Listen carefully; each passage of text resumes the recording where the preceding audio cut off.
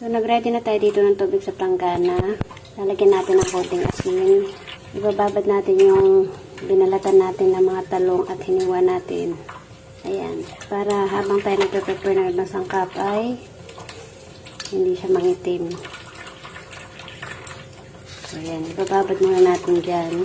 Set aside. Tapos, dito naman sa isang plato ay magbibiyak tayo dito ng itlog. Dalawang itlog ang ating gagamitin. O, pwede rin naman tatlo.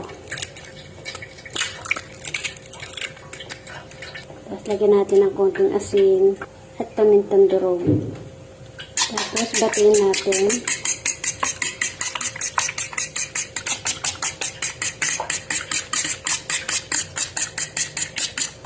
Tapos, set aside ulit.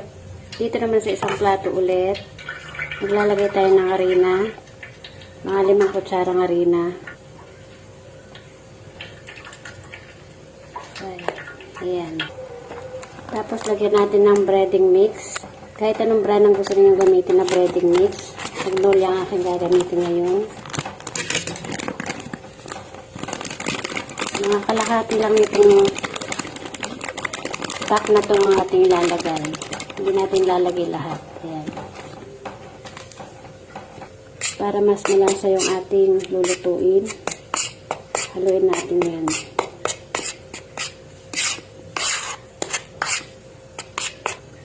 And then, set aside ulit. Sa isang plato ulit, maglalagay tayo ditong breadcrumbs. Ayan, okay na. Tatabi muna natin ulit dyan. At pagtatabi natin lahat ng ating mga sangkap na ginawa. Pagpapalitin natin ito dito. Ayan. Tapos dito, i-coat natin ito sa ating harina na may breadcrumbs, ay na may breading mix.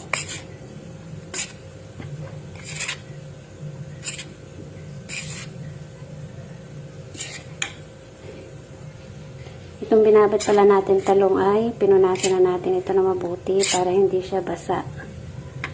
Ayan. And then, i-coat naman natin dito sa itlog. So, ayan.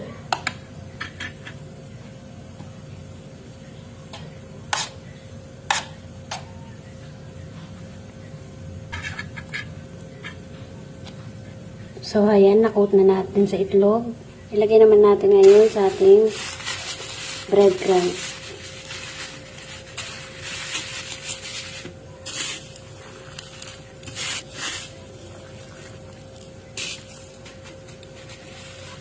So, ayan, ulitin lang natin ang prosesong ito sa mga susunod na mga natira natin talong.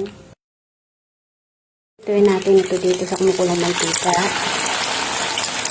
At hintayin natin maging golden brown.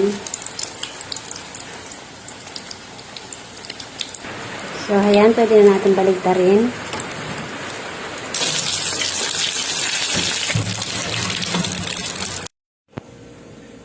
So, ayan mga mare, luto na yung ating talong. O, diba? Perfect na perfect yung pagkakaluto natin ng talong. Siguradong taob ang inyong kaldero nito. Perfect for lunch. Tara, kain na tayo mga mare.